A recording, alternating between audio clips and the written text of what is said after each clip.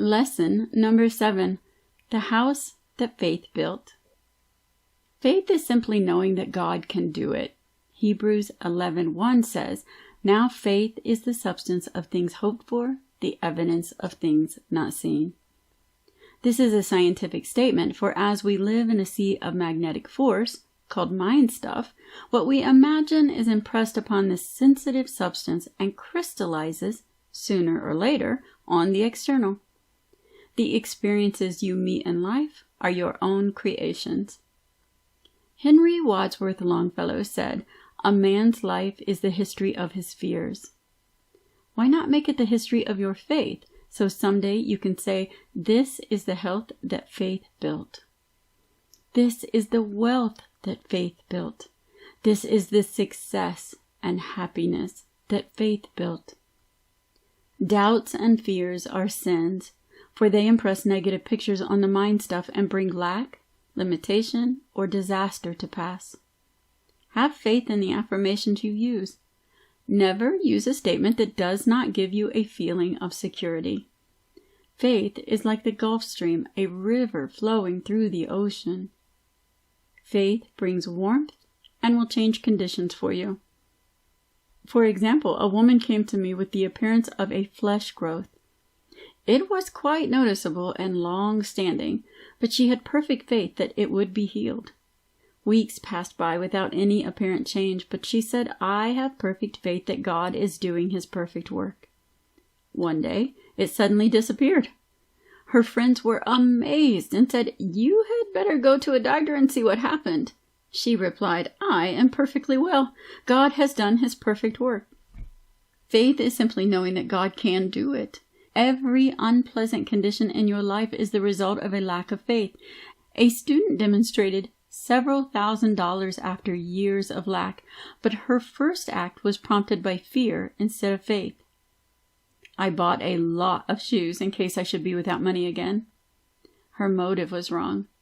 Watch your own motives with all diligence, for out of them are the issues of life. If her motive had been simply a desire for plenty of shoes, it would have been constructive. But it was really a preparation for loss, so she soon had lots of shoes, but no money. Many people keep back their demonstrations by fretting because of evildoers. Someone is mean, someone is unjust or cruel. Resentment is a violation of the law of love, goodwill, and is a barrier to your desires. Trust in the Lord and do good means to never doubt the power of God. Trust infinite intelligence with the management of your affairs. Never interfere with doubts or worry. And let every act be prompted by good motives. Follow your intuitive leads and prepare for the blessings you have asked for, regardless of adverse appearances. True prayer means preparation. For example, a lady wanted a radio, made a piece for it in the corner, and kept the spot dusted. If your demonstration lags, you haven't dusted it. The explorer and adventurer in you will see you through. It is your divine self, the superconscious, which knows no defeat or failure. With fearless faith, mountains are removed from your subconscious. Therefore, they disappear in the external.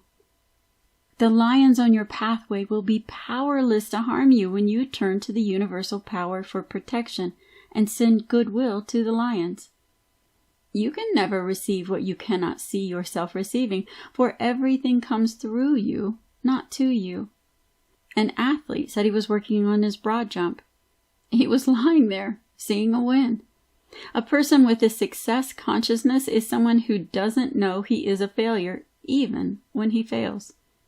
His vision of success is strong. He is unmoved by adverse conditions. Keep yourself wound up. Activate faith. Affirm, "I am wide awake to my good. I never miss a trick." We have often heard people say that certain things are bad for our health, but we have never heard them say that certain things are bad for wealth. Broken chairs, untidiness, disorder, etc. are bad for wealth, for they keep us in a poor vibration. A man told me he had put his life in order by straightening out his desk. He threw out old letters, pieces of twine, and faded ink-filled blotters, and pigeonholed the papers he wanted and were important. Conditions on the external changed. A new world of order and prosperity opened for him. As you change in consciousness, all the conditions about you change. Do not neglect the day of small things, for little beginnings have big endings. According to your faith, be it done unto you. Matthew 9:29.